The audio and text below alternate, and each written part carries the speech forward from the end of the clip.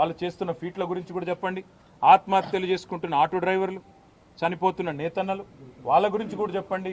గురుకుల పాఠశాలల అధ్వాన పరిస్థితుల గురించి కూడా దృష్టి సారించండి అని చెప్పి కూడా కోరుతూ, న్యాయపరంగా చట్టపరంగా భారత పౌరుడిగా రాజ్యాంగం నాకు ఇచ్చిన హక్కును, రాజ్యాంగం అంటే అంబేద్కర్ గారు రాసిన రాజ్యాంగం, అనుల వారి రాజ్యాంగం కాదు, అంబేద్కర్ గారు రాసిన రాజ్యాంగం ఇచ్చిన హక్కు నేను తప్పకుండా విధిగా వాడుకుంటా. ఎన్ని న్యాయస్థానాలకు పోవాలనో పోతా. దానికి మంత్రులకేం కడుపు నొప్పి నాకైతే అర్థమైతలేదు. తప్పకుండా నాకు విశ్వాసం భారత న్యాయ వ్యవస్థ మీద ఉన్నది. 100కు 100% అల్టిమేట్గా ధర్మం గెలుస్తుంది, న్యాయం గెలుస్తుంది, నిజం నిలకడ మీద తేలుతుంది. మనం నిజం కడప దాటి బయటకు వచ్చే లోపల అబద్ధం ఊరంతా తిరుగుతుందని చెప్తారు.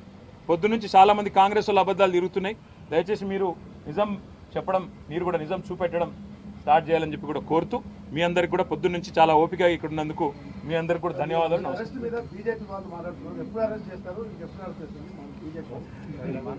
నేనేమంటున్నా అంటే అది మీరు బీజేపీ కాంగ్రెస్ వేరని మీరు అనుకుంటారేమో, నేను అనుకోవట్లేదు.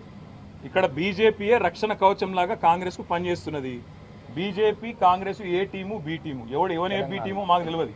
కానీ ఇవాళ మొత్తం ఇట్లా అలుముకొని ఒకరినొకరు మంచిగా పెనవేసుకున్న బంధంతో కలిసి పనిచేస్తున్నారు. ఆయన కేసు పెడతాడు, ఇక్కడికి వెళ్ళి కాకిరి బీకిరిలో వీళ్ళు స్టార్ట్ చేస్తారు. ఇవన్నీ మాకు కొత్త కాదు. ఇవన్నీ గతంలో కూడా చూసినాం, భవిష్యత్తులో కూడా చూస్తాం. ఇద్దరిని గతంలో చిత్తు చేసే 2 సార్లు అధికారంలోకి వచ్చినాం. భవిష్యత్తులో కూడా ప్రజల ఆశీర్వాదంతో, ప్రజల దయతో కేసులు ఎదుర్కొంటాం. న్యాయ వ్యవస్థ ద్వారా ప్రజాక్షేత్రంలో ఈ 2 పార్టీలను కూడా ఎదుర్కొంటాం. Thank you.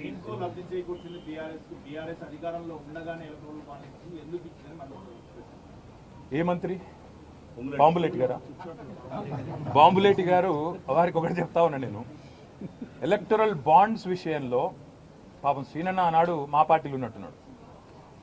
ఎలక్టరల్ బాండ్స్ విషయంలో పొంగులేటి శ్రీనివాసరెడ్డి గారికి నేను ఒక సూటి ప్రశ్న అడుగుతున్నా. మొన్న మీరు మెగా కృష్ణారెడ్డి ఇద్దరు కలిసి కొడంగల్ లిఫ్ట్ ఇరిగేషన్ ప్రాజెక్టు 4600 కోట్ల ప్రాజెక్టు కేకు కోసుకున్నట్టు ఇద్దరు చెరో ప్యాకేజ్ పంచుకున్నారు.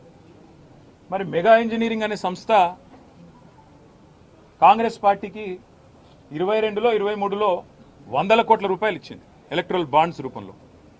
మరి ఇవాళ నేనంటే ఇది క్విడ్ ప్రో కో.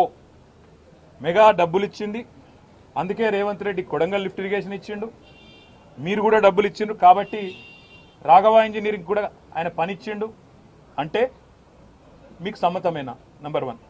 నంబర్ 2, గ్రీన్కో అనే సంస్థ ద్వారా ఎలక్టరల్ బాండ్స్ అందుకోని పార్టీ, రాజకీయ పార్టీ తెలంగాణలో ఏదైనా ఉందా? ఒక బీఆర్ఎస్కే ఇచ్చిండ్రా? కాంగ్రెస్కి ఇయ్యలే, బీజేపీకి ఇయ్యలే, టీడీపీకి ఇయ్యలే, వైసీపీకి ఇయ్యలే, మరి అందరికి ఇచ్చిండ్రు కదా. మా మీద ఏడుపెందుకు? ఇంకోటి నేను అడిగేది, క్విడ్ ప్రోకో అంటే ఏంటంటే అసలు ఆ మాటకు అర్థం తెలుసు ఆయనకు? క్విడ్ ప్రోకో అంటే నీకింత నాకింత. సరే ఆయన నాకు ఇచ్చిండు అనుకుందాం, నేనేమో ఆయనకి ఇచ్చిన, చెప్తాడా? రుజువు చేస్తావా? ఆయనకి ఏమొచ్చింది ఇలా? మీరు చెప్పురు నాకు, దయచేసి నాకేం అర్థమవుతుంది. క్విడ్ ప్రోకో అనే మాటకి ఏంది? నీకు ఇది నాకు అది. సరే ఆయన నాకు ఇచ్చిండు, నేను ఆయనకి ఏమి ఇచ్చిన భయ్ చూపెట్టు. దానికి అర్థం ఉంది. ఇలా పేపర్లు తాటికి ఆయన అక్షరాలతో రాసిన క్విడ్ ప్రోకో అని. రాసేటప్పుడు 1-2 సార్లు చూసుకోవాలి కదా ఏం రాస్తున్నాం, అది ఇంగ్లీష్ మాటనా లాటిన్ మాటనా, అంటే దాని తాత్పర్యం ఏంది, దాని అర్థమైంది. 1-2 సార్లు చూసుకోవాలి దయచేసి. ఇప్పుడు మంత్రి చెప్పిండు, ముఖ్యమంత్రి లీక్ ఇచ్చిండు, లీక్ వీరుడు చెప్పంగానే మేము రాసేస్తాం.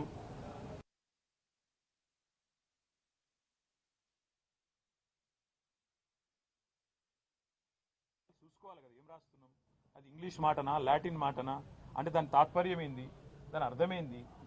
1-2 సార్లు చూసుకోవాలి దయచేసి. ఇప్పుడు మంత్రి చెప్పిండు, ముఖ్యమంత్రి లీక్ ఇచ్చిండు, లీక్ వీరుడు చెప్పంగానే మేము రాసేస్తాం. ఇట్లయితే ఇట్లా అడ్వర్టైజ్మెంట్ల కోసం ఇట్లనా? దయచేసి నేను కోరేది మీడియాను కూడా, మీరు 1-2 సార్లు ఫ్యాక్ట్ చెక్ చేయండి బాధ్యతగా. ఎందుకంటే యువర్ 4th ఎస్టేట్, డెమోక్రసీలో 4వ స్తంభం మీరు. ఒక స్తంభం అబద్ధాలు ఆడుతుంటే, దాగుడు మూతలు ఆడుతుంటే, సగం ఇన్ఫర్మేషన్ ఇచ్చి అర్ధసత్యాలు ప్రచారం చేసే ప్రయత్నం చేస్తుంటే దాన్ని ఫ్యాక్ట్ చెక్ చేయకపోతే తప్పు కదా. ఎక్కడ క్విడ్ ప్రోకో? నేను ఈరాలను సూటిగా అడుగుతున్నా. మెగా ఇంజనీరింగ్ అనే సంస్థ మాకు కూడా ఇచ్చిందండి, అది కూడా చెప్తున్నాను. మళ్ళీ ఇంకేదో దివాలా కోర్ స్టోరీ స్టార్ట్ చేస్తారు. లేకపోతే అందరికి ఇచ్చిండు ఆయన, కాంగ్రెస్కి ఇచ్చిండు, బీజేపీకి ఇచ్చిండు, టీఆర్ఎస్కి ఇచ్చిండు, అందరికి ఇచ్చిండు. మరి మెగా ఇంజనీరింగ్ ఆ రోజు పైసలు ఇచ్చింది కాంగ్రెస్కు, తర్వాత రేవంత్ రెడ్డి కొడంగల్ లిఫ్ట్ ఇరిగేషన్ ఇచ్చిండు. మరి అది క్విడ్ ప్రోకోనా?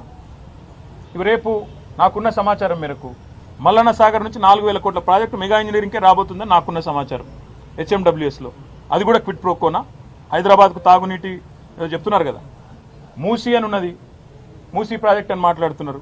అది కూడా ఆల్రెడీ మెగాకు మాట్లాడినట్టు. ఇదంతా కూడా క్విడ్ ప్రో కోనా.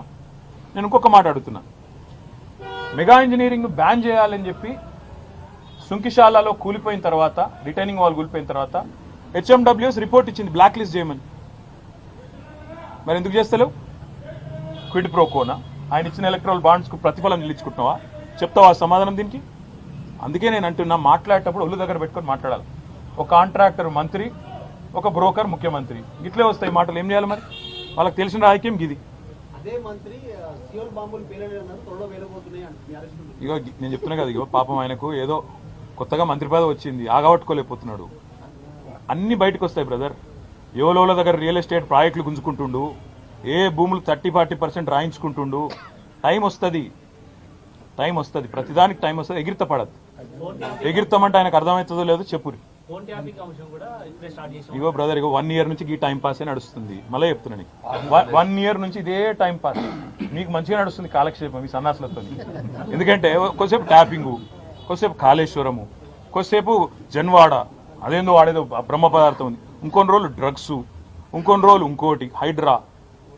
ఈ డ్రామాలు తప్ప రైతులు ఎక్కడ వాయే, రైతు భరోసా ఎక్కడ వాయే, నువ్వు ఇచ్చిన 420 హామీలు ఎడవాయే, 6 గ్యారెంటీలు ఎడవాయే, తులం బంగారం ఎడవాయే, స్కూటీ ఎడవాయే. ఒక్కరని అడుగుతురా బ్రదర్ మీరు? ఎంతసేపు ట్యాపింగు, కాళేశ్వరము, ఇది అది పెట్టు. మాకు ఇంకోటి కూడా తెలుసు బ్రదర్, ఇది ఆరంభం మాత్రమే. మా మీద కూడా కేసులకు ఇంకా 4 ఏళ్ళ చాలు ఉంటాయి. మాకు కూడా తెలుసు అది. ఇంకా 4 ఏళ్ళ చాలు ఉంటాయి. అన్ని ఎదుర్కొంటాం. అన్నిటికీ ఇవాళ రక్షణ కవచంలాగా ఈ దేశంలో న్యాయ వ్యవస్థ ఉంది. ఇట్లాంటి దుర్మార్గుల పన్నాగాలను అడ్డుకోవడానికి నాకు భారత రాజ్యాంగం ఒక పౌరుడిగా అంబేద్కర్ గారు అందించిన హక్కు న్యాయ వ్యవస్థ. తప్పకుండా న్యాయ వ్యవస్థ మీద మాకు గౌరవం ఉంది, సంపూర్ణమైన విశ్వాసం ఉంది.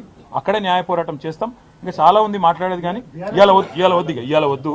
ఇవాళకి చాలు. ఎందుకంటే మళ్ళా మస్తుగా ఉంది మాట్లాడేది. బరాబర్ మాట్లాడు. Thank you.